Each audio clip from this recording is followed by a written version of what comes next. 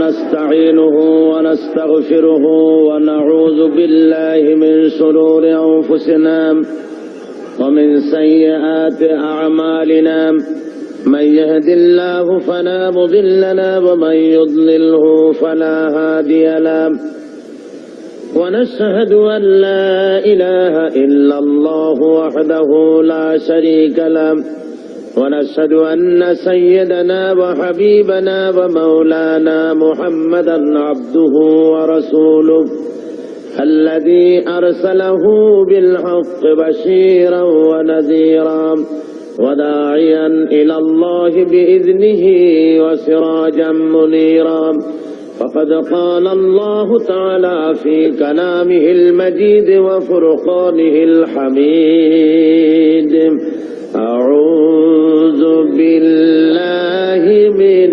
الشيطان الرجيم بسم الله الرحمن الرحيم إن الله وملائكته يصلون على النبي يا أيها الذين آمنوا صلوا عليه وسلموا تسليما اللهم صل على سيدنا مولانا محمد وعلى آل سيدنا مولانا জোরে সরে মোহাব্বতের সাথে পড়েন আল্লাহুম্মা সাল্লি আলা সাইয়্যিদিনা মাওলানা মুহাম্মদ ওয়া আলা আলি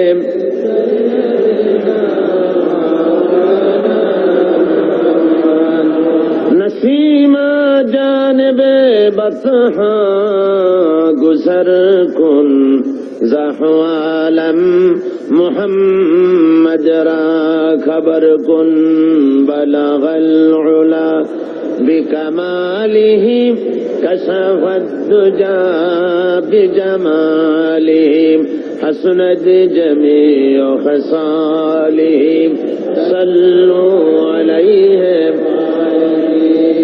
मुझे कुछ मिले या न मिले मोहम्मद मिले यानी वो शई जिसे अल्लाह मिले बलगल उला बिकमालिही कशफत दुजा बिजमालिही हसनत जमीअ खसालिही सल्लु ये तेरी मेराज थी कि तू लोह कलम तक पहुँचा और मेरी मेराज है कि मैं तेरे कदम तक पहुँचा बलगल उला बिकमालिही कशफत दुजा बिजमालिही हसनत जमीअ खसालिही सल्लु अलैहि अल्लाहुम्मा आमीन ربنا ظلمنا أنفسنا وإن لم تغفر لنا وترحمنا لنكونن من الخاسرين ربنا العالمين চট্টগ্রাম ইসলামী সমাজ কল্যাণ পরিষদ কর্তৃক আয়োজিত 5 দিন ব্যাপী তাফসীরুল কোরআনের মাহফিলের আজকের এই সমাপনী দিবসে লক্ষ লক্ষ মুসলমান নরনারী কয়েকবার দুরুদ সালাম পড়ে তোমার দরবারে হাত তুলেছি। মেহেরবানি করে দুরুদ সালাম যখন সোনার মদিনায় নবী পাকের রওজা মুবারকে পৌঁছে দাও। तमाम পৃথিবীর মাটির নিচে যত মুমিন মুমিনাত শুয়ে আছেন, আয় আল্লাহ তাদের আরো আর বড় সওয়াব পৌঁছায়া দাও। রব্বুল আলামিন এই মাহফিলের আয়োজন যারা করেছেন আর শোনার জন্য যারা এসেছেন, কিয়ামতের দিন মুসিবতের সময় এই মাহফিল আমাদের সকলের জন্য নাজাতের জরিয়া বানিয়ে দিও আল্লাহ। ইয়া রাব करम तू अगर करे वो बात दे जुबां को जो दिल पर असर करे। रब्बना तक़ब्बल मिन्ना इन्नका अंतस समीउल अलीम व तुब अलैना इन्नका अंतत तव्वाबुर रहीम। सुब्हान रब्बिका रब्बिल इज्जति अम्मा यसिफून व सलामुन अलल मुरसलीन वल्हम्दुलिल्लाहि रब्बिल आलमीन। मोहतरम जनाब साहिबे सदर, हजरात, उलमाए किराम, सम्मानित सुधी मंडली, उपस्थित आमार दीनदार ईमानदार मुसलमान भाइयेरा, पर्दार आड़ालेर मा ओ बोनेरा, अस्सलामु आलाइकुम व रहमतुल्लाहि व बाराकातुहु। महान মাহবুদ, রাজাধিরাজ, সম্রাটের সম্রাট, আকাশ ও জমিনের একচ্ছত্র মালিক আল্লাহ রাব্বুল আলামিনের দরবারে অত্যন্ত বিনয় অবনত চিত্তে শ্রদ্ধা জড়িত কণ্ঠে শুকর আদায় করছি যে মহান মাহবুদ কোরআনে কারীমের 5 দিন ব্যাপী তাফসীরুল কোরআন মাহফিলের আজকের এই শেষ দিনে আমাদেরকে শরীক হওয়ার তৌফিক দিলেন। স্বতঃস্ফূর্ত কণ্ঠে জোরে সোরে সবাই পড়েন আলহামদুলিল্লাহ। বন্ধুগণ, কোরআনে কারীম থেকে গত 4 দিন আপনাদের সামনে আলোচনা করা হয়েছে, আজকেও আলোচনা করা হবে ইনশাআল্লাহ। মানুষ এমন ভাবে মানুষের জনতার ঢল নেমেছে যে কোনো জায়গা নাই। এখানে স্লিপ এসেছে জনাব অধ্যাপক মুজিবুর রহমান সাহেবের, মফিজুর রহমান সাহেবের কাছে, আমি দেখলাম তাতে বলা হয়েছে এগিয়ে বসার জন্য, কিন্তু আমি তো দেখতে পাচ্ছি কালকে এগিয়ে বলার পর এগিয়ে বসছেন, আজকে তো আপনারা জায়গাগুলি নিজেরাই ভরপুর করে বসেই আছেন। সুতরাং আপনারা যেমনে পারেন, যেখানে পারেন, একটু ধৈর্য ধরে আপনারা বসুন, বা যারা দাঁড়িয়ে আছেন দাঁড়িয়ে থাকুন। কি করা যাবে? আল্লাহ রাব্বুল আলামিনের কালাম থেকে যেন আমরা শুনতে পারি এবং আখেরি মুনাজাত করে আল্লাহর কাছে জীবনের আকুতি কাকুতি যেন আল্লাহর কাছে জানাতে পারি। আল্লাহ যেন তৌফিক দেন। সবাই বলুন আমিন। আজকের বরকতপূর্ণ বিশাল মাহফিল থেকে আল্লাহর কোন বান্দাকে যেন শয়তান মুনাজাত থেকে এবং আজকের এই গুরুত্বপূর্ণ আলোচনা থেকে কাউকে যেন মাহরুম করে দিতে না পারে, সেজন্য আবার আপনারা আমার সাথে পড়েন আউযু বিল্লাহি মিনাশ শাইতানির রাজীম বিসমিল্লাহির রাহমানির রাহিম قل إن كنتم تحبون الله فاتبعوني يحببكم الله ويغفر لكم ذنوبكم والله قل أطيعوا الله والرسول فإن تولوا فإن الله لا يحب الكافرين صدق الله العظيم। কোরআনে কারীম তৃতীয় পারা সূরা আলে ইমরান ৪র্থ রুকু। এই আয়াতটির ব্যাখ্যা দিতে গিয়ে কালকে দীর্ঘ সময় চলে গিয়েছে, শেষ করা যায়নি। আসলে এটি এমন একটি আয়াত যেখানে রাসূল পাক সাল্লাল্লাহু আলাইহি ওয়াসাল্লামের ইত্তেবা করার জন্য দুনিয়ার মানুষকে বলা হয়েছে। আল্লাহ রাব্বুল আলামিন বলছেন, নবী আপনি বলে দেন, তোমরা যদি আল্লাহকে ভালোবেসে থাকো, তোমরা যদি আল্লাহর প্রতি ভালোবাসা পোষণ করে থাকো, ফাত্তাবিউনি, তাহলে আমার অনুসরণ করো। তা না হলে আল্লাহকে ভালোবাসার কোনো মূল্য নাই, আল্লাহকে বিশ্বাস করার কোনো মূল্য নাই যদি আমি মুহাম্মদ সাল্লাল্লাহু আলাইহি ওয়াসাল্লামকে অনুকরণ না করো। সুতরাং গোটা পৃথিবীর মানুষের, বিশেষ করে ঈমানদার মুমিন লোকদের বাঁচার একমাত্র পথ এ দুনিয়ায় এবং কিয়ামতেও নাজাতের একটাই পথ, সে পথ হলো মুহাম্মদ সাল্লাল্লাহু আলাইহি ওয়াসাল্লামের অনুসরণ করা। কার অনুসরণ করা? এখন রাসূল পাক সাল্লাল্লাহু আলাইহি ওয়াসাল্লামের কিছু গুণাবলী, কিছু পরিচিতি কোরআনে কারীম দিচ্ছে। তিনি কি মিশন নিয়ে এসেছিলেন এবং কি দায়িত্ব তিনি পালন করেছিলেন, কি করেছিলেন তিনি। এ ব্যাপারে কোরআন শরীফের মধ্যে হুজুরের গুণাবলীর কথা, সিফাতের কথা মোট 4 জায়গায় বলা হয়েছে। এক জায়গায় বলা হয়েছে, ইহুদিরা যারা হুজুরকে অবিশ্বাস করত, তাদের ধারণা ছিল যে আখিরি জামানার পয়গম্বর আমাদের ধর্ম, আমাদের গোষ্ঠীতে, আমাদের বংশে হলো না কেন, একজন উম্মীদের মধ্যে তাকে কেন পাঠানো হলো, আমাদের মধ্যে হলেই তো ভালো হতো। এখন এই কথার জবাবে আল্লাহ বলছেন যে আখিরি জামানার পয়গম্বর যিনি, সমস্ত রকমের নবুয়তের সব রকমের লক্ষণ, শর্ত সবকিছু তার মধ্যে থাকা সত্ত্বেও তোমরা বিরোধিতা করছো কি এই কারণে যে তিনি তোমাদের বংশে জন্মগ্রহণ করেনি, তিনি তোমাদের গোত্রে আসেননি, এই কারণেই কি বিরোধিতা করছো? কোরআনে কারীম এটি এভাবে বলছে, هو الذي بعث في الأميين رسولا منهم يتلو عليهم آياته ويزكيهم ويعلمهم الكتاب والحكمة। আল্লাহ রাব্বুল আলামিন বলেন, তিনি সেই আল্লাহ যিনি উম্মীদের ভিতরে তার নবীকে রাসূলকে প্রেরণ করেছেন, মুহাম্মদ সাল্লাল্লাহু আলাইহি ওয়াসাল্লামকে প্রেরণ করেছেন, যিনি তাদেরকে আল্লাহর কিতাব পড়ে শোনাবেন এবং তাদেরকে হিকমত বিজ্ঞান শিক্ষা দিবেন আর তাদের মন মগজকে পরিশুদ্ধ করবেন। এই জন্য আল্লাহ রাব্বুল আলামিন তাকে দুনিয়ায় পাঠিয়েছেন। তার দায়িত্ব ছিল আল্লাহর কিতাব পড়ে শোনাবে। হুজুর সাল্লাল্লাহু আলাইহি ওয়াসাল্লাম তো পড়তে জানতেন না। কোরআন শরীফ যখন নাজিল হতো, হুজুর সাল্লাল্লাহু আলাইহি ওয়াসাল্লাম মুখস্থ করার জন্য খুব তাড়াহুড়ো করতেন, জিহ্বা খুব বারবার নাড়াচাড়া করতেন যাতে করে কোনো আয়াত বাদ না পড়ে যায়। আল্লাহ রাব্বুল আলামিন হুজুরের এই তাকলিফ দেখে আল্লাহ ঘোষণা করলেন, লা তুহাররিক বিহি লিসানাকা লিতাআজালা বিহি। ও নবী, কোরআন শরীফ মুখস্থ করার জন্য এত তাড়াহুড়া করার কোনো প্রয়োজন আপনার নাই, জিহ্বাকে এত নাড়াচাড়া করার কোনো দরকার নাই। জিবরাইল যখন আপনার প্রতি কোরআন অবতীর্ণ করেন, আপনি আমার জিবরাইলের সাথে একবার মাত্র পড়ে নেবেন, আপনার সিনার ভিতরে গোটা কোরআন শরীফ মুখস্থ করায় দেওয়ার মালিক আমি আল্লাহ।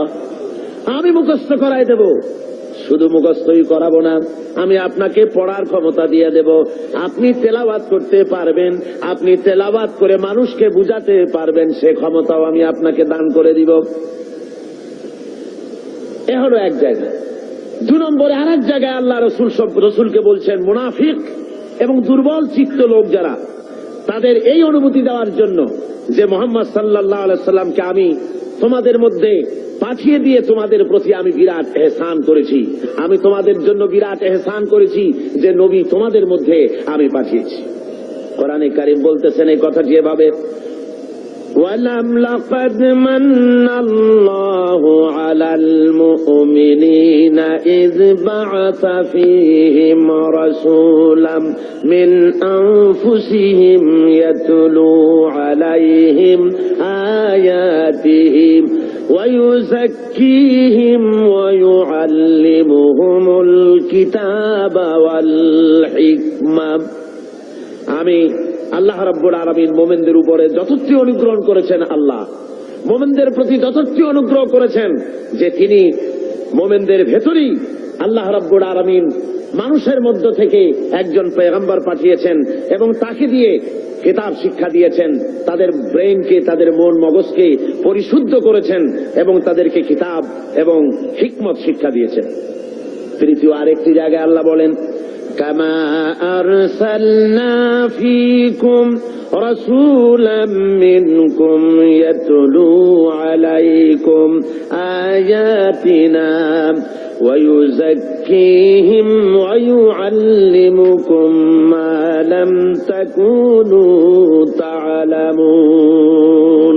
নবীকে পাঠিয়েছি তোমাদের জন্য এই জন্য যে তিনি তোমাদের কিতাব শিখাবেন, তিনি তোমাদের হিকমত দিবেন, তিনি তোমাদের বিজ্ঞান চর্চা করাবেন, তিনি তোমাদেরকে মগজ, তোমাদের ব্রেইন পরিশুদ্ধ করবেন এবং তোমাদেরকে সেই কথা জানাবেন যে কথা তোমরা জানো না। অর্থাৎ তোমাদের কাছে সেই জ্ঞান নাই যেই জ্ঞান দিয়ে এই পৃথিবীর বুকে তোমরা শান্তি লাভ করতে পারবে, এই ইহ কালীন জীবনে এবং পরকালীন জীবনে, ব্যক্তিতে, পরিবারে ও সমাজে কোথাও তোমরা তোমাদের জীবনের পূর্ণাঙ্গ শান্তি পেতে পারবে না যতক্ষণ পর্যন্ত মুহাম্মদ রাসূলুল্লাহ সাল্লাল্লাহু আলাইহি ওয়াসাল্লামের অনুকরণ তোমরা না করো। ভাইরা আমার, সরওয়ারে কায়নাত সাল্লাল্লাহু আলাইহি ওয়াসাল্লাম তিনি তার নিজের জীবনকে মানুষের সামনে তুলে ধরেছিলেন। তার চরিত্র ছিল কোরআনের চরিত্র। মুহাম্মদ সাল্লাল্লাহু আলাইহি ওয়াসাল্লামের চরিত্র কিসের চরিত্র ছিল বলুন? হযরতে আয়েশা সিদ্দিকা রাদিয়াল্লাহু তাআলা আনহার খেদমতে কিছু বহিরাগত সাহাবী এসে জিজ্ঞেস করেছিলেন, মা আয়েশা, আপনি আমাদেরকে বলেন হুজুর সাল্লাল্লাহু আলাইহি ওয়াসাল্লামের চরিত্র কেমন, তার আখলাক সম্পর্কে আমারে কিছু শোনান। হযরত আয়েশা বলেন, ওগো সাহাবীরা, তোমরা কি কোরআন শরীফ পড়ো নাই? ওনারা বললেন, হ্যাঁ কোরআন পড়েছি। হযরত আয়েশা বলেন, মুসলমানেরা, তোমরা যদি কোরআন শরীফ পড়ে থাকো, কোরআন যদি তোমরা পড়তে জেনে থাকো, তাহলে রাসূলের চরিত্র জানার জন্য আমার কাছে কেন এলে? যেটা কোরআন শরীফ তার বাস্তব নমুনা যদি দেখতে চাও, তাহলে আল্লাহর নবী মুহাম্মদ রাসূলুল্লাহর দিকে তাকায়া দেখো। জোরে বলেন সুবহানাল্লাহ। তার মানে হলো যেটা কোরআন শরীফ সেইটাই মুহাম্মদ সাল্লাল্লাহু আলাইহি ওয়াসাল্লাম। কোরআন শরীফ নড়তে পারে না, কোরআন শরীফ হাঁটতে পারে না, কোরআন শরীফ কথা বলতে পারে না, কোরআন শরীফ কাগজের মধ্যে লিপিবদ্ধ একটি কিতাব। কেউ যদি আসল কোরআন দেখতে চায়, কেউ যদি চলমান কোরআন দেখতে চায়, তাহলে সে যেন মুহাম্মদ সাল্লাল্লাহু আলাইহি ওয়াসাল্লামকে দেখে নেয়। আল্লাহর নবীর 23 বছরের জিন্দেগি হলো কোরআনের জিন্দেগি। জোরে বলেন সুবহানাল্লাহ। 30 পারা কোরআন আর নবীর 23 বছরের নবুয়তের জীবন। হুজুর সাল্লাল্লাহু আলাইহি ওয়াসাল্লাম, আল্লাহ রাব্বুল আলামিন তার প্রসঙ্গ উল্লেখ করতে গিয়ে আল্লাহ বলেছেন যে তিনি শুধুমাত্র একজন নবী ছিলেন না, সাথে সাথে নবুয়তের দায়িত্ব তিনি পালন করেছেন। এবং তিনি হারাম এবং হালালের বিধান শুধু কোরআন শরীফেই করা হয়নি, মুহাম্মদ সাল্লাল্লাহু আলাইহি ওয়াসাল্লামকেও পাওয়ার দেওয়া হয়েছে হালাল এবং হারামের বিধান তিনিও নির্ধারণ করার ক্ষমতা আল্লাহ তাকেও দিয়েছেন। কোরআন শরীফ বলতেছে, ইয়ামুরুহুম বিল মারুফি ওয়া ইয়ানহাহুম আনিল মুনকার ওয়া ইউহিল্লু লাহুমুত তাইয়্যিবাতি ওয়া ইউহাররিমু আলাইহিমুল খাবাইস। আল্লাহ রাব্বুল আলামিন বলেন, তিনি মানুষকে ভালো কাজের জন্য আদেশ দেন আর মন্দ কাজ থেকে ফিরায় রাখেন, আর হালাল এবং হারাম জিনিসগুলি তিনি বেছে দেন, নির্ধারণ করে দেন। সুতরাং কোরআন শরীফের মধ্যে হালাল হারামের বিধান আল্লাহ যা দিয়েছেন এখানেই শেষ নয়। মুহাম্মদ সাল্লাল্লাহু আলাইহি ওয়াসাল্লামকেও আল্লাহ রাব্বুল আলামিন লেজিসলেটিভ পাওয়ার তাকেও দান করেছেন, অর্থাৎ আইন তৈরি করার তিনি শারে ছিলেন, শরীয়ত প্রণয়নকারীও ছিলেন। জোরে বলেন সুবহানাল্লাহ। বিরাট ক্ষমতা আল্লাহ তাকে দান করে দিয়েছিলেন। মুহাম্মদ আল্লাহর কথা মানা যেমন ফরজ, মুহাম্মদ সাল্লাল্লাহু আলাইহি ওয়াসাল্লামের কথা মানা সুন্নত না নফল? বলেন তো কি? আপনারা তাহলে নিশ্চয়ই বুঝতে পেরেছেন। মুহাম্মদ সাল্লাল্লাহু আলাইহি ওয়াসাল্লামের কথা মানা শুধু নফল নয়, সুন্নত শুধু নয়, বরং আরো বেশি। আল্লাহর কথা মানা যেমন ফরজ, মুহাম্মদ সাল্লাল্লাহু আলাইহি ওয়াসাল্লামের কথা মানা তেমন ফরজ। কেমন করে হলো তা? হয়েছে এইভাবে, আল্লাহ রাব্বুল আলামিন তিনি ঘোষণা করেছেন, ওয়া মা আতাকুমুর রাসূলু ফাখুযুহু ওয়া মা নাহাকুম আনহু ফান্তাহু। তোমাদের রাসূল তোমাদের জন্য যা আনয়ন করেছেন, তিনি যা তোমাদেরকে দিয়েছেন তা তোমরা গ্রহণ করো, আর যা নিষেধ করেছেন তার থেকে তোমরা ফিরে থাকো। তার অর্থ হলো মুহাম্মদ সাল্লাল্লাহু আলাইহি ওয়াসাল্লাম যা আদেশ করেছেন তা মানা ফরজ, আল্লাহর হুকুম অনুযায়ী। কার হুকুম অনুযায়ী? ফরজ। আর হুজুর যা নিষেধ করেছেন তার থেকে ফিরে থাকা, আল্লাহর হুকুম অনুযায়ী তার থেকে ফিরে থাকা কি? ফরজ। রাসূল যেটা নিষেধ করেছেন তা করা হারাম, যা আদেশ করেছেন তা পালন করা ফরজ। কথা বুঝে আসছে ভাইরা আমার? আল্লাহ তার রাসূলকে এভাবে করে ক্ষমতা দিয়ে দিলেন, তাকে বিচারক হিসাবে আল্লাহ বানাইছেন দুনিয়ার ভিতরে। সোশ্যাল জাস্টিস, সামাজিক সুবিচার প্রতিষ্ঠার জন্য আল্লাহ তার দায়িত্ব দিলেন। আল্লাহ বলছেন, ইন্না আনসালনা ইলাইকাল কিতাবা বিল হাক্কি লিতাহকুমা বাইনান নাসি বিমা আরাকাল্লাহ। হে নবী, আমি সত্য সহকারে আপনাকে পাঠিয়েছি। আপনি আপনার উপরে যে কিতাব অবতীর্ণ করেছি সেই কিতাব দিয়ে আপনি মানুষের উপরে বিচার ফায়সালা করবেন, আর মানুষের সামনে আপনি আমার কোরআন দিয়ে বিচার ফায়সালা করবেন, যেটা আমি আপনার প্রতি অবতীর্ণ করেছি। আল্লাহর আইন দিয়ে মানুষের উপরে শান্তি প্রতিষ্ঠা কিভাবে হতে পারবে সেটা আপনি আমার কোরআন দিয়ে মানুষের সামনে সেট করবেন। সুতরাং মুহাম্মদ সাল্লাল্লাহু আলাইহি ওয়াসাল্লাম যে ফয়সালা দিয়েছেন, যে আইন দিয়েছেন মানুষের চলার ব্যাপারে, অর্থনীতি, সমাজনীতি, রাজনীতি, এমন কোন ব্যাপার নাই যে ব্যাপারে হুজুর কথা বলেননি।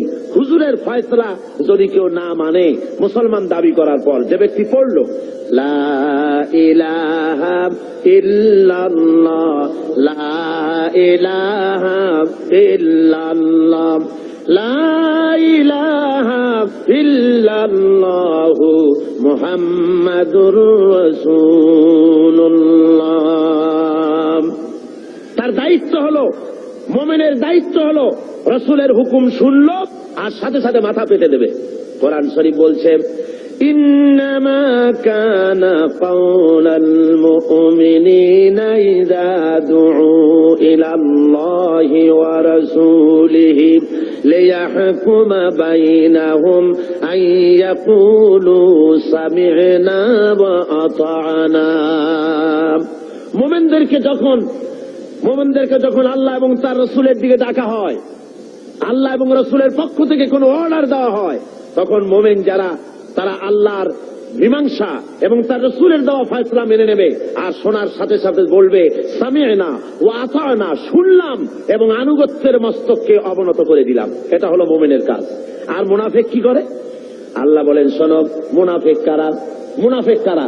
যারা নাকি আল্লাহর কলেমার দাবি করে, মুসলমানের দাবি করে, ইসলামের দাবি করে, অথচ ইসলাম পালন করে চলে না, আল্লাহ এবং আল্লাহ রাসূলের হুকুম মানতে রাজি নয়। এদেরকে কি বলা হয়? মুনাফিক। যাদের মুখের কথার কাজের মিল নাই তাদেরকে কি বলা হয়?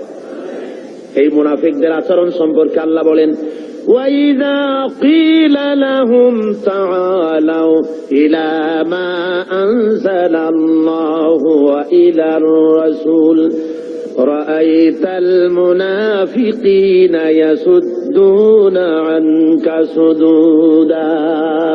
আল্লাহ রাব্বুল আলামিন বলেন, যখন এই লোকদেরকে ডাকা হয় আল্লাহ এবং আল্লাহ রাসূলের দিকে, তখন যারা মুনাফিক তাদেরকে তুমি দেখতে পাবে তারা আস্তে করে কেটে পড়বে। মুনাফিকরা কেটে পড়ে, তারা বলে শুনতে, তারা যখনই আল্লাহ এবং আল্লাহ রাসূলের হুকুম শোনে তখন তারা বলে যে ধর্ম হলো এটা ব্যক্তিগত ব্যাপার, এটা আমার ইচ্ছা মানি বা ইচ্ছা হয় না মানি, তা নিয়ে এত বাড়াবাড়ি করার কি দরকার। ওরা বলে যে কোরআন শরীফে আছে লা ইকরাহা ফিদ্দীন, ধর্মের ব্যাপারে বাড়াবাড়ি নাই, সুতরাং তোমার কাজ তুমি করো, আমার কাজ আমি করি, এই কথা তারা নিজেরা বলতে থাকে। আসলে যখন একটি মানুষ কলেমা পড়ে মুসলমান হয়, তখন তার অধিকার নাই যে তার ইচ্ছে মতো ব্যক্তিগতভাবে ধর্ম পালন করবে আর বলবে এটা আমার ইচ্ছার উপরে নির্ভর করে, এমন কথা কেউ বলতে পারবে না। প্রত্যেকটি মুসলমানকে মুহাম্মদ সাল্লাল্লাহু আলাইহি ওয়াসাল্লাম যে কথা বলেছেন, আল্লাহ এবং তার রাসূলের কথার সামনে মাথা নত করে দিতেই হবে। একজন সাহাবী আর একজন ইহুদি রাসূল পাক সাল্লাল্লাহু আলাইহি ওয়াসাল্লামের কাছে এসেছিলেন। এসে ওই ইহুদি মুসলমানের বিরুদ্ধে নালিশ করেছে আল্লাহর নবীর দরবারে। নবীজি সব শুনে ফয়সালা দিলেন ইহুদির সপক্ষে। মুসলমান ব্যক্তি অসন্তুষ্ট হয়ে চলে গেলেন হযরত ওমরের কাছে, গিয়ে বললেন, ভাই ওমর, আমি আপনার কাছে এসেছি একটা বিচারের সানি করার জন্য। তো বলে, প্রথমে কার কাছে গিয়েছিলে? গিয়েছিলাম মুহাম্মদ সাল্লাল্লাহু আলাইহি ওয়াসাল্লামের কাছে। ইহুদির সাথে আমার সাথে একটা ব্যাপার নিয়ে ঝগড়া হয়েছে, কিন্তু মুহাম্মদ সাল্লাল্লাহু আলাইহি ওয়াসাল্লাম সেটা শুনিয়া রায় দিলেন ইহুদির পক্ষে, অথচ আমি মুসলমান, আমি নামাজ পড়ি, আমি চাঁদা দেই, আমি জিহাদে যাই, অথচ আমার পক্ষে রায় দেওয়া হলো না। বলুন তো দেখি কেমন কথা। আল্লাহ আপনাকে বড় রাজনৈতিক জ্ঞান দান করেছেন, আপনি আমার এই ফয়সালাটা করে দেন। হযরত ওমর বললেন, আল্লাহর বান্দা, অপেক্ষা করো, আমি তোমার ফয়সালা করে দিতেছি। বাড়ির মধ্যে ঢুকলেন, একটা তরবারি নিয়ে এলেন। তরবারিটা খাপ থেকে বের করে হযরত ওমর বললেন, আল্লাহর বান্দা শোনো, যে ব্যক্তি মুহাম্মদ সাল্লাল্লাহু আলাইহি ওয়াসাল্লাম ফয়সালা করে দেওয়ার পর নিজেকে মুসলমান দাবি করে আর তারপরে সেই ফয়সালা মেনে নিতে পারে না, দ্বিধা দ্বন্দ্বে ভোগে অথবা তার স্থানী করতে আসে, ওই লোকের ফয়সালা এইরকম করে দিতে হয়। তরবারি দিয়ে আঘাত করলেন, লোকটা দুই টুকরা হয়ে জমিনের উপরে পড়ে গেল। সারা এলাকায় খবর হলো, হযরত ওমর মুসলমান হত্যা করেছেন। ভাইরা আমার, আল্লাহ রাব্বুল আলামিন বলে দিলেন, কোরআনে কারীমের আয়াত নাযিল হয়ে গেল, ফালা ওয়া রাব্বিকা লা ইউমিনুনা হাত্তা ইউহাক্কিমুকা ফীমা শাজারা বাইনাহুম সুম্মা লা ইয়াজিদু ফী আনফুসিহিম হারাজাম মিম্মা কাদাইত ওয়া ইউসাল্লিমু তাসলিমা। হে নবী, আপনার আল্লাহর কসম, আপনার রবের কসম, সে ব্যক্তি মুমিন নয়, সে ব্যক্তি মুমিন নয় যে ব্যক্তি আপনি ফয়সালা দেওয়ার পর, আপনি সিদ্ধান্ত দেওয়ার পর ওই সিদ্ধান্ত মেনে নিতে এতটুকুন দ্বিধা দ্বন্দ্বে ভোগে, মানতে পারে না, সন্দেহ পোষণ করে, আপনার আল্লাহর কসম সে ব্যক্তি মুমিন না। আল্লাহ রাব্বুল আলামিন জানিয়ে দিলেন, নবী গো আপনি বলে দেন হযরত ওমর কোন মুসলমান হত্যা করেনি, হযরত ওমর যাকে হত্যা করেছে সে হলো মুনাফিক। আল্লাহ সেই বিচারে খুশি হয়ে গেছেন। কলেমা পড়ার পর, মুসলমান দাবি করার পর আল্লাহর দেওয়া অর্থনীতি, সমাজনীতি, রাজনীতি যারা মানতে রাজি না, ওদেরকে এই জমিনে বসবাস করার কোন অধিকার আল্লাহ দিতে চান না। অর্থাৎ মুনাফিক হওয়া চলবে না। দুটো পথ আছে, হয় কাফের হও, না হয় মুমিন হও, মাঝখানে থাকতে পারবে না, মুনাফিক হতে পারবে না। দুই পথের যে পথে খুশি সে পথে চলে যাও, হয় ইসলামকে বাদ দাও, ইসলাম পছন্দ হয় না, আল্লাহ পছন্দ হয় না, রাসূল পছন্দ হয় না, চলে যাও, বেরিয়ে যাও। আছে না এমন? আছে না লোকজন ইসলাম ভালো লাগে না, ইসলাম পছন্দ হয় না, আবার তারা বলে কয় যে জনগণের কোমল হৃদয়, তাদেরকে, তাদের কোমল ভাব অনুভূতিকে ধর্মের নামে রাজনীতি করে ব্যবহার করা হয়। জনগণের হৃদয় তো কোমল থাকবেই, কোমল হওয়া স্বাভাবিক, নরম হওয়া স্বাভাবিক, যেহেতু জনগণ হলো ইমানদার, দিনদার। আর যারাই কথা বলে তার জেনাকার, মদখোর, বদমাশ, কলিজা কঠিন, তাই কোরআনের আওয়াজ তাদের কলিজায় পৌঁছায় না। ভাইরা আমার, সুতরাং আল্লাহ রাব্বুল আলামিন এই লোকগুলি আল্লাহ সম্পর্কে তাদের কথা হলো যে আল্লাহর আইন, এমনি মুসলমান তারা দাবি করবে কিন্তু কোরআন মানতে রাজি না। কোরআন আল্লাহর কিতাব মানবে কিন্তু কোরআনের আইন মানতে রাজি না, রাসূলের কথা মানতে রাজি না। আল্লাহ রাসূলকে ছেড়ে দিয়ে কার্ল মার্কসের গোলাম হবে, মুহাম্মদ সাল্লাল্লাহু আলাইহি ওয়াসাল্লামকে বাদ দিয়ে লেনিনের গোলাম হবে, পছন্দ হয়, কিন্তু রাসূলের গোলামি পছন্দ হয় না। যদি তাই হয় অবস্থা, তাহলে আল্লাহ নোটিশ দিয়েছেন। কি দিয়েছেন বলুন, কি দিয়েছেন? আল্লাহ রাব্বুল আলামিন বলেন, ইয়া মাশারাল জিন্নি ওয়াল ইনস, হে মানুষেরা আর হে জিনেরা, ইন ইসতাতা'তুম আন তানফুযু মিন আকতারিস সামাওয়াতি ওয়াল আরদ فانفذوا لا تنفذون إلا بسلطان।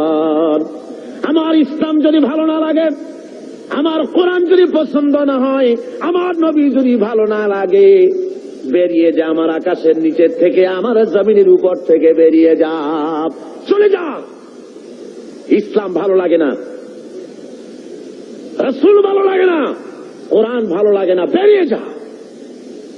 এমন দেশে যাও, যদি সম্ভব করতে পারো এমন দেশে চলে যাও যেই দেশে আমার সূর্য নাই, যে দেশে আমার চাঁদ নাই, যে দেশে আমার বাতাস নাই, যে দেশে আমার পানি নাই, যে দেশে আমার অক্সিজেন নাই, এমন কোন দেশ যদি পাও সে দেশে চলে যাও। আছে নাকি এমন কোন দেশ? তোমার কার্ল মার্কস যদি পৃথিবী বানিয়ে থাকে কোথাও, সেখানে বেরিয়ে যাও। লেনিন যদি কোন ভূখণ্ড তৈরি করে থাকে, সেখানে চলে যাও। আল্লাহর আকাশের নিচে, আল্লাহর জমিনের উপরে বাস করবা, আল্লাহর দেওয়া পানি খাবা, আল্লাহর বাতাস দিয়ে অক্সিজেন গ্রহণ করবে, আল্লাহর জমিনের ধান খাবে, আল্লাহর গাভীর দুধ খাবে। আর কার্ল মার্কসের গোলামি হতে পারে? যদি বলুন পারে।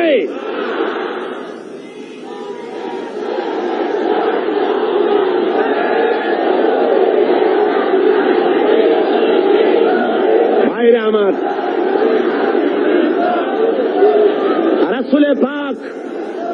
রাসূলে পাক জোরে বলেন সাল্লাল্লাহু আলাইহি ওয়াসাল্লাম স্পষ্টভাবে ঘোষণা করেছেন, লা ইউমিনু আহাদুকুম হাত্তা ইয়াকুনা হাওয়াহু তাবআন লিমা জিতু বিহি। আল্লাহর কসম, তোমাদের মধ্যে কেউ ঈমানদার হতে পারবে না। কে বলতেছেন? আল্লাহ রাসূল বলছেন, তোমাদের ভিতরে কেউ ঈমানদার হতে পারবে না যতক্ষণ পর্যন্ত তারা নিজেদের প্রবৃত্তি কর্তৃক পরিচালিত হতে থাকবে এবং আমি যে জিনিস নিয়ে এসেছি তার অনুসরণকারী না হবে, ততক্ষণ পর্যন্ত মুমিন হতে পারবে না। আমি যা এনেছি আল্লাহর কাছে থেকে সেটা অনুসরণ করা লাগবে।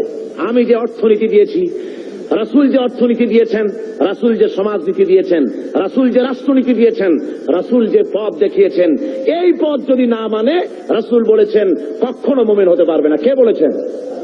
আল্লাহর নবী বলেছেন। সুতরাং মুমিন মুসলমান যারা, তাদেরকে আল্লাহর দেওয়া বিধান অনুযায়ী আল্লাহর রাসূলের আনুগত্যের সামনে মাথা নত করে দিতে হবে। কি জন্য দিতে হবে? আল্লাহর হুকুম অনুযায়ী।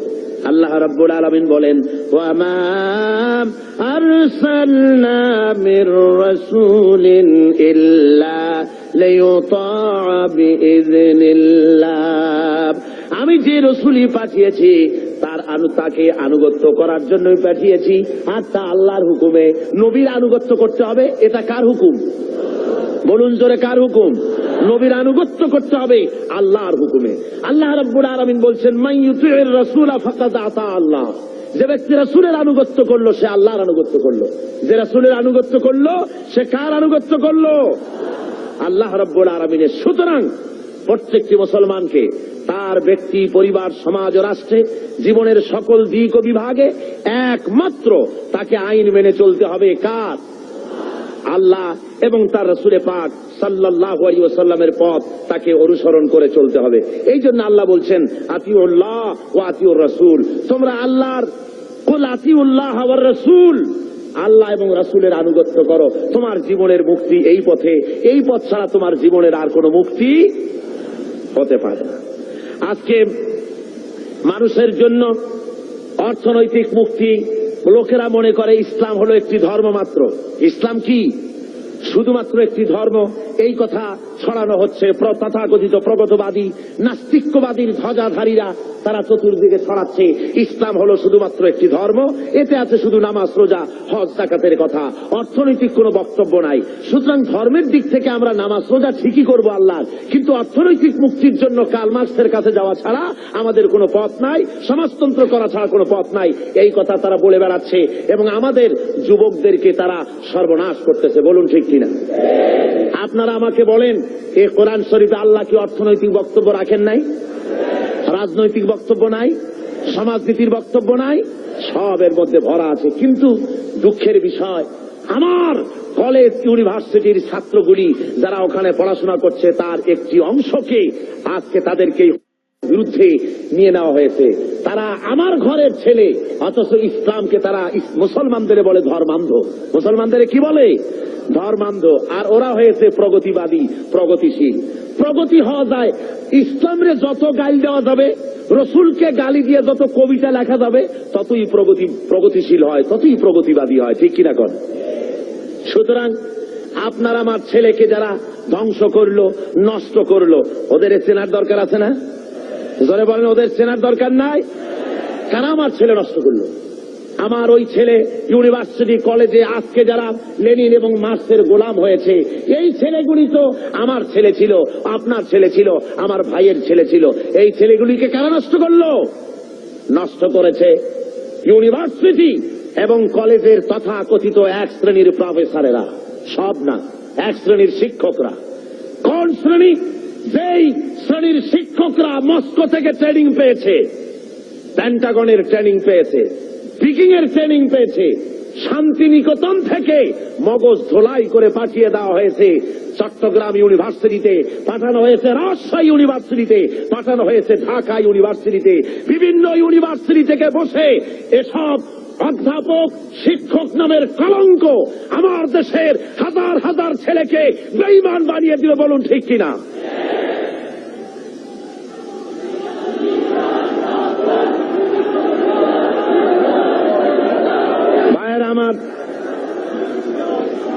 আজকে আমাদেরকে বুঝতে হবে, ওই ইউনিভার্সিটিগুলিতে যদি কোরআনে কারীম পড়ানো হতো, যদি রাসূলের হাদিস পড়ানো হতো, রাসূলের অর্থনীতি যদি পড়ানো হতো, ছেলেগুলি খারাপ হতো না, সব মুহাম্মদ সাল্লাল্লাহু আলাইহি ওয়াসাল্লামের অনুসারী হয়ে যেত। ঠিক কিনা বলেন?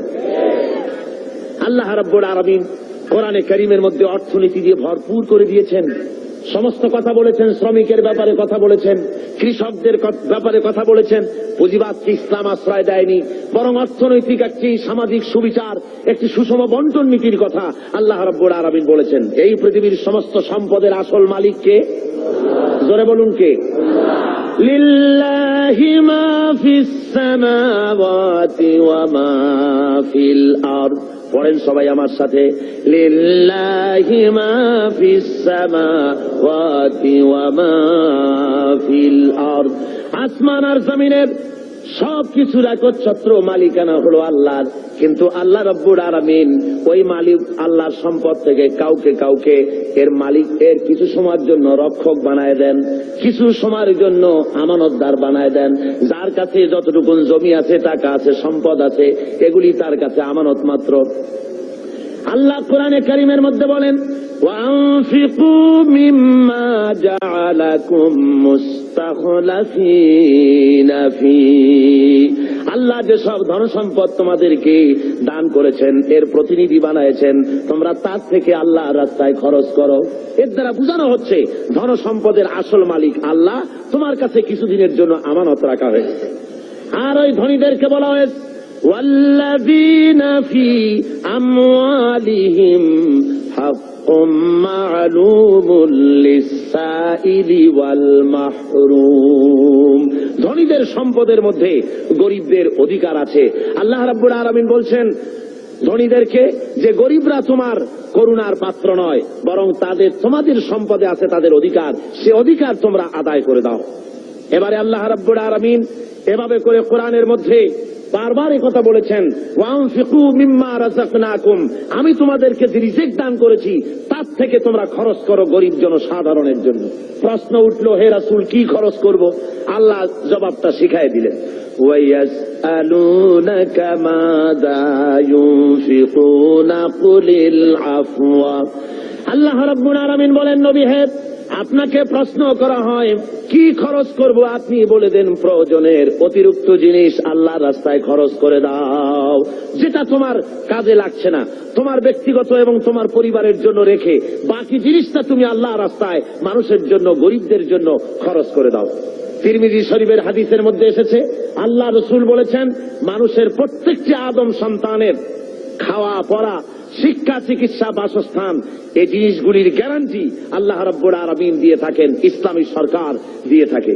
ইসলাম অর্থনৈতিক নিরাপত্তার জন্য যেসব ব্যবস্থা গ্রহণ করেছে, তার সবচাইতে বড় কথা হলো সমাজের কর্মক্ষম ব্যক্তি যারা কাজ করতে পারে না, তাদের রুজির জন্য তারা পরিশ্রম করবে, যারা কাজ করতে পারে তারা পরিশ্রম করবে। এটা হলো ইসলামের কথা।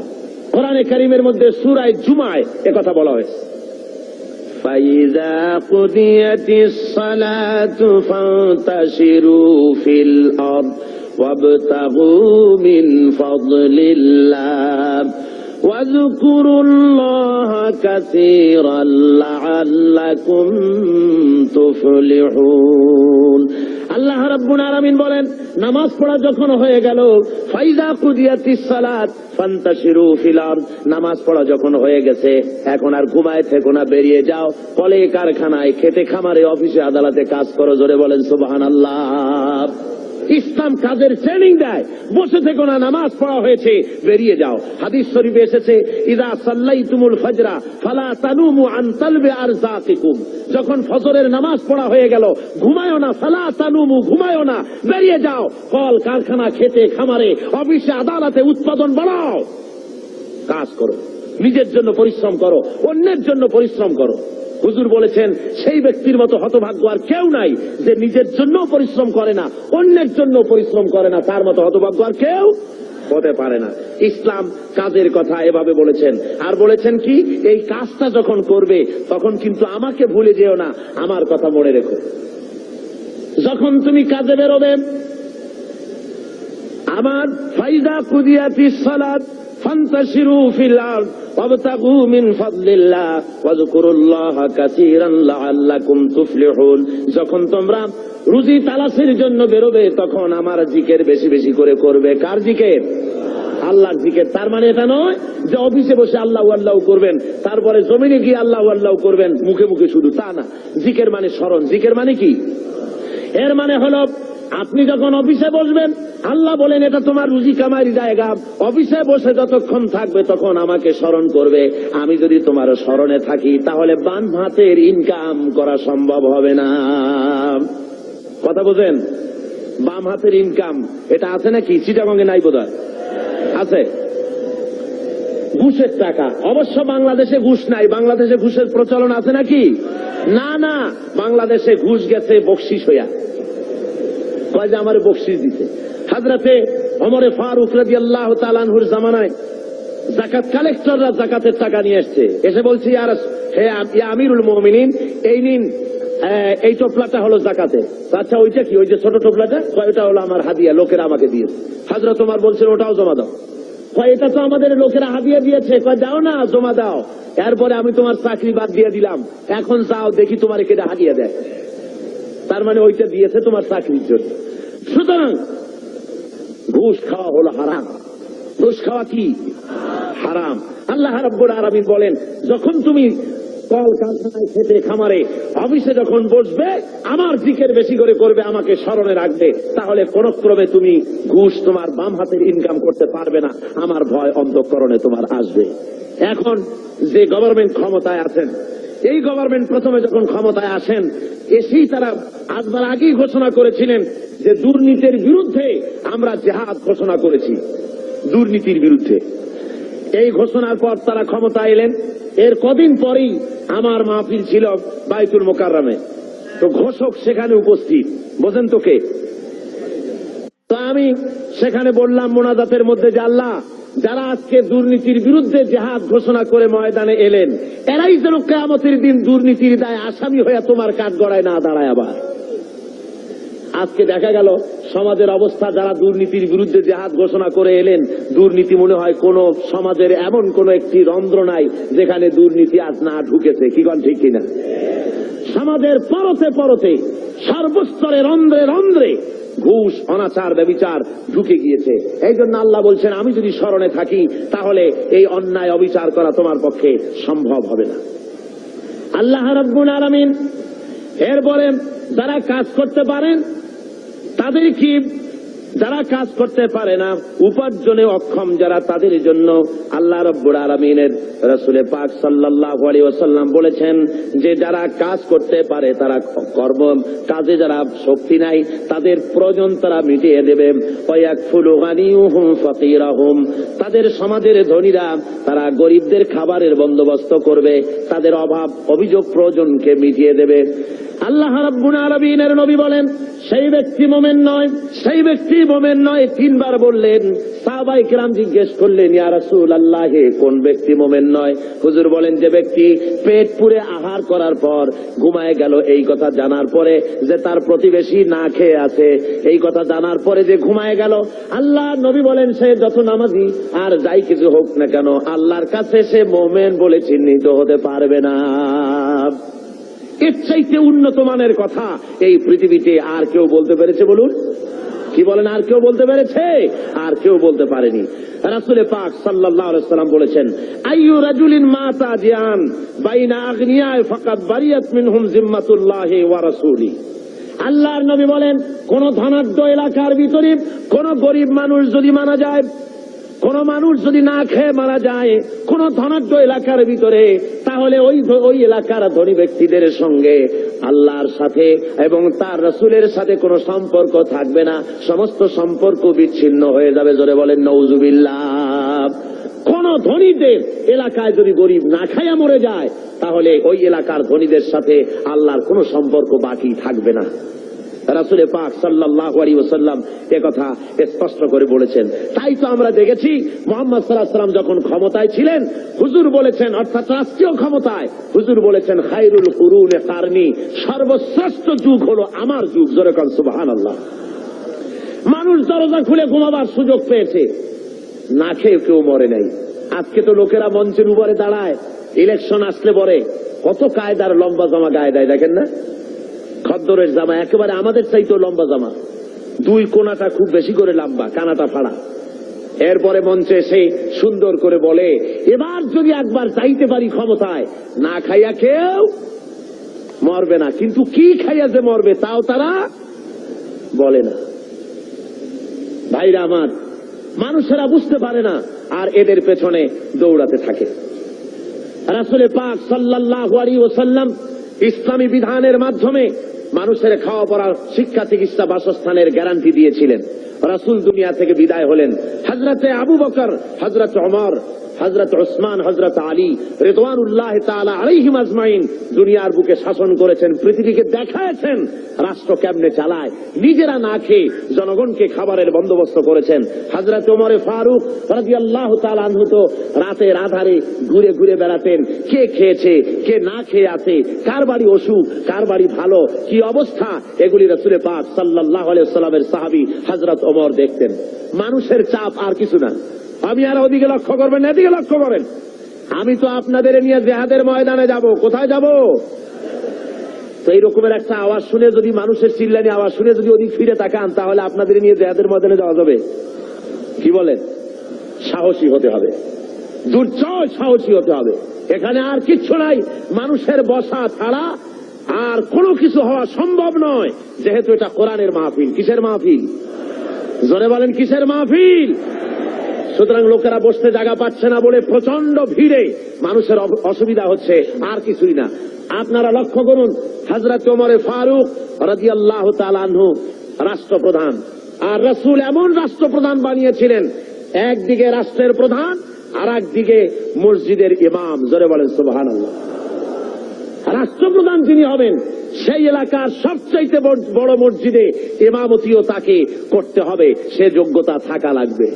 আমাদের দেশে রাষ্ট্রপ্রধান যত আসছেন, যদি শোনা যায় যে উনি আজকে বাইতুল মোকাররমে ইমামতি করবেন, মুসল্লি পাওয়া যাবে একটাও? কি বলেন, পাওয়া যাবে নাকি? হসপিটালের রুগীরা যদি শোনে যে ডাক্তার নাই, ইঞ্জিনিয়াররা আসছে চিকিৎসা করার জন্য, রুগী থাকবে একটাও? পাও ভাঙ্গা রুগীও হসপিটালের জানালা ভাঙ্গে বাইরে পড়বে ভয়তে, যে কোন জায়গার ইনজেকশন কোথায় করে তার তো ঠিক নেই।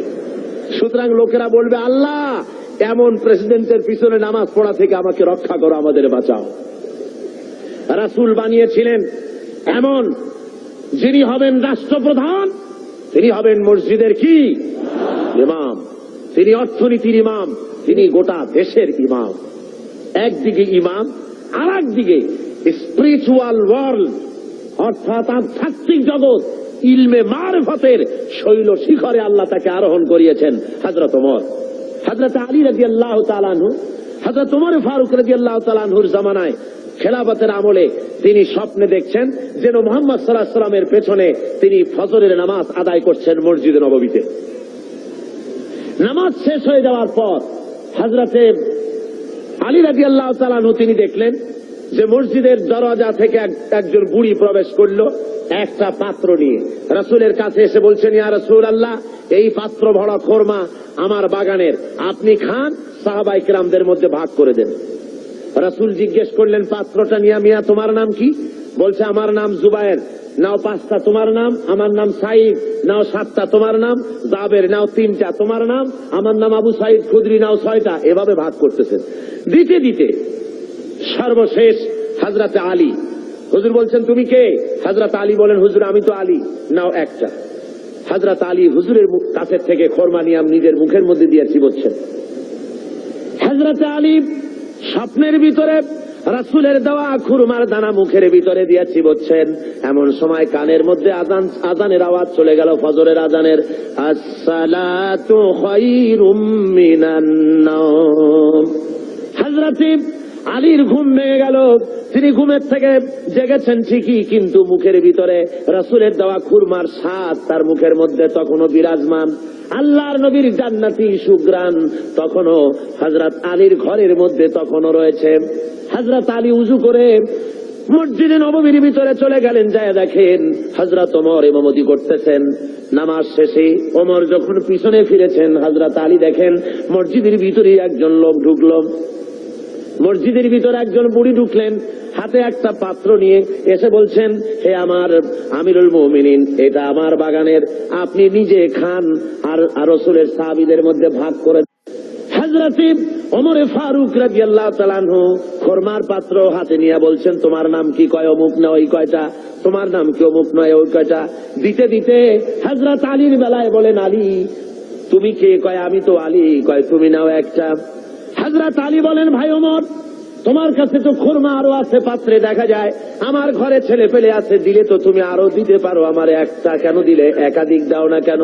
হযরত ওমর বলেন, ওরে আলী, বিগত রজনীতে স্বপ্নের ভিতরে যদি নবী মুহাম্মদ রাসূলুল্লাহ সাল্লাল্লাহু আলাইহি ওয়াসাল্লাম তোমারে একাধিক খরমা দিতেন, আমি ওমরও তোমাকে একাধিক খরমা দিয়া দিতাম। কেমন রাষ্ট্রপ্রধান!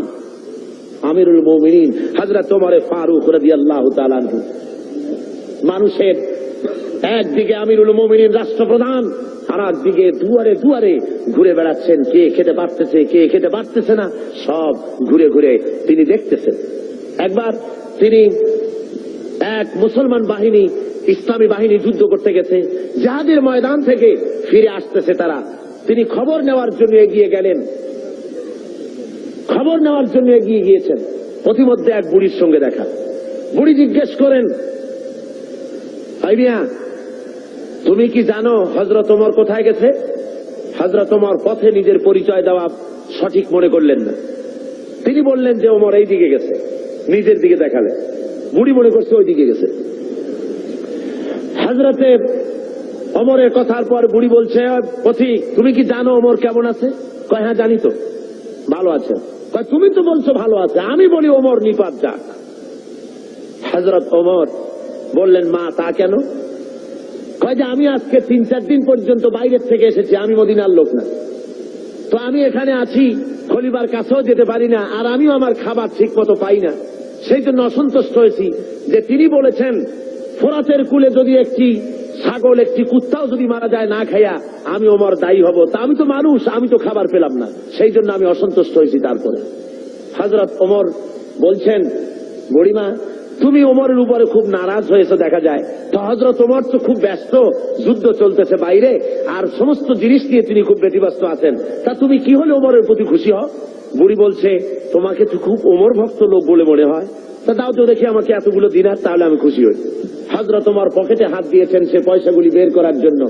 এমন সময় যে এলাকায় মুসলমানেরা যুদ্ধ করতে গিয়েছিলেন, সেই এলাকা থেকে তারা ফিরে এসে প্রতিমধ্যে হযরত ওমরকে দেখে বলছেন, আমিরুল মুমিনিন খলিফাতুল মুসলিমিন, আল্লাহর শুকর যে আল্লাহ আমাদেরকে জয়ী করেছেন। শুনে বুড়ি যখন শুনল যে আমিরুল মুমিনিন, সে ভয়তে থরথর করছে, সর্বনাশ, হযরত ওমরের সামনে আমি বলছি যে ওমর নিপাত যাক। বুড়ি তখন করজোরে বলছে, আমিরুল মুমিনিন আমি বুঝতে পারি নাই, ভুল করেছি, আপনার সামনে আপনার নিপাত কামনা করেছি, আমি বুঝি নাই, আমারে আল্লাহর হস্তে মাফ করে দেন। হযরত ওমর বলেন, বুড়ি মাফ করা লাগবে না, আমার উল্টা মাফ চেও না, বরং আমি মাফ চাই। তুমি বলার আগে আমি যে তোমার ক্ষুধার খবর নিতে পারি নাই, এই জন্য তুমি কিয়ামতের ময়দানে আল্লাহর দরবারে আমারে তুমি আসামি বানাইও না। ইসলাম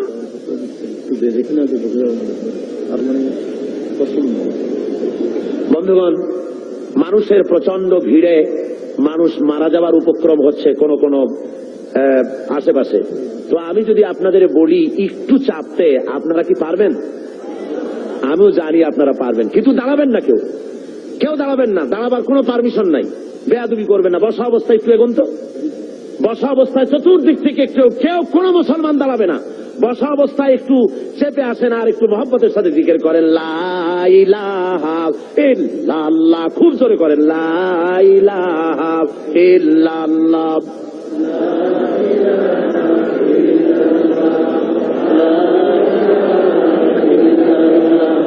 লা ইলাহা ইল্লাল্লাহ, লা ইলাহা ইল্লাল্লাহ, লা ইলাহা ইল্লাল্লাহ, লা ইলাহা। আরো জোরে করুন,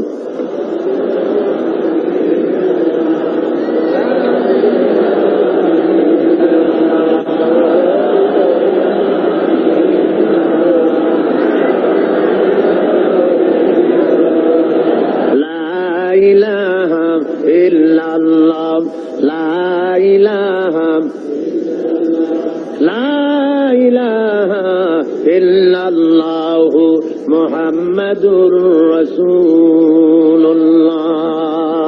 ভাইরা আমার, ইসলাম যাকাতের মাধ্যমে এবং পারস্পরিক দানের মাধ্যমে মানুষের দরিদ্রতা দূর করার ব্যবস্থা করেছে।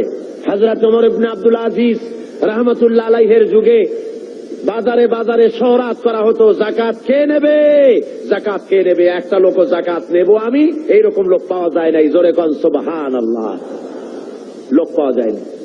হযরত ওমর ইবনে আব্দুল আজিজ রাহমাতুল্লাহ আলাইহির জামানায় একটা লোক অনেকগুলি যাকাতের সদকার টাকা নিয়ে ঘুরতেছেন, কারে দেবে গরিব তালাশ করতেছে। তালাশ করতে করতে 3 দিন হয়ে গেছে, পায়নি। শেষ পর্যন্ত মরুদ্যানের ভেতরে বসে জিমোচ্ছে। এমন সময় দেখে যে আর একটা লোক সেখানে আসছে, গায়ের জামা কাপড় ময়লা, বিরাট একটা গাচ্ছি। তারে বলছে, আসসালামু আলাইকুম ভাই, আল্লাহ মেহেরবানি আপনারে পাইয়া গেছি, আমি আজকে 3 দিন পর্যন্ত সদকার টাকা নিয়ে ঘুরতেছি, কারে দেবো কোনো লোক পাই না, আপনার মতো একটা গরিব লোক পাইয়া গেছি, আপনি দয়া করে আমার টাকাগুলি নিয়ে আমারে বাঁচান। ওই লোকটা বলছে, মিয়া তোমার মাথায় স্ক্রু ঢিলা টিলা নাকি? তুমি কি মনে করছো আমার ওই টোপলার মধ্যে ছেঁড়া খাতা? আমার টোপলার তোমার ওর মধ্যে কয় টাকা? কয় যে এত। তা আমারটা গুনিয়ে দেখো, তোমারটা চাইতে অনেক বেশি। তুমি ঘুরছো 3 দিন, আমি ঘুরেছি 1 সপ্তাহ। পুরা এলাকায় সদকার টাকা নিতে পারে এমন গরিব খুঁজা পাইলাম না। জোরে বলেন সুবহানাল্লাহ, জোরে বলেন সুবহানাল্লাহ। এটা কিসের বরকতে হয়েছে? ইসলামের বরকতে। জোরে বলেন কিসের বরকতে? ইসলামের বরকতে। আল্লাহ রাব্বুল আলামিনের হাবিব বলেন, তুখাযু মিন আগনিয়াইহিম ওয়া তুরাদ্দু আলা ফুকারাইহিম। ধনীদের কাছ থেকে যাকাত নাও আর গরিবদের কাছে দিয়ে দাও। যদি যাকাত দিতে কেউ অস্বীকার করে, তাহলে হাফেজ ইবনে হাজার আসকালানী রাহমাতুল্লাহ আলাইহি তিনি বুখারীর শারহ ফাথুল বারীর মধ্যে তিনি লিখেছেন, ফামানিম তানিয়া উখিযাত বিহি উখিযাত মিনহু ফাহরান।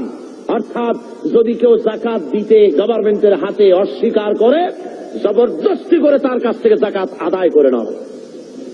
যাকাত দিতেই হবে বাই হুক অ্যান্ড ক্রুক, গভর্নমেন্টের হাতে। তাই বলে এই বর্তমান হাজী সাহেব গভর্নমেন্টের হাতে না। বর্তমান গভর্নমেন্ট আইন করেছেন, যাকাত বোর্ড গঠন করেছেন। আমি প্রেসিডেন্টের সামনে বলেছি, সেই গভর্নমেন্টের হক নাই, অধিকার নাই যাকাত আদায় করার, যে গভর্নমেন্ট নামাজ কায়েম করে না।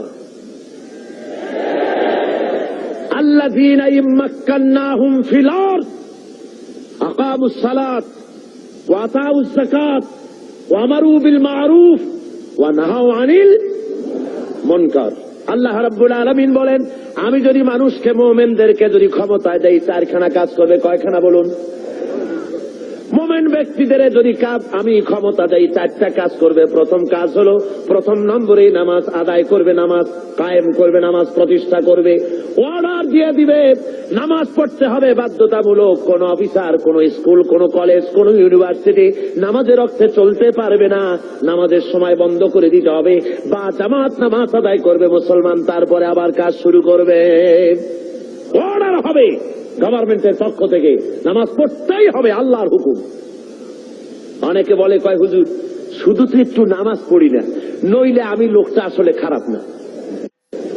দান সদকা করি, রোটারি, লায়ন্স, অ্যাপেক্স, লিও, তারপরে ফ্রিমেসন, এই ধরনের অনেক সংগঠনের সাথে থেকে চক্ষু শিবির করি, চোখ ভালো করে দিই, খাবার দিই, শীত বস্ত্র দেই। আমি লোক খারাপ না, শুধু যা নামাজ পড়ি না তাই বলে আমার ইমান নষ্ট হলো নাকি? আমি বলি, মিয়া ইমানই তো নাই, তার নষ্ট হবে কি? ইমান থাকার জন্য নামাজ জরুরি। যার নামাজ নাই, লা দীনা লিমান লা সালাত লাহু। যার কাছে নামাজ নাই, তার কাছে ইমান নাই।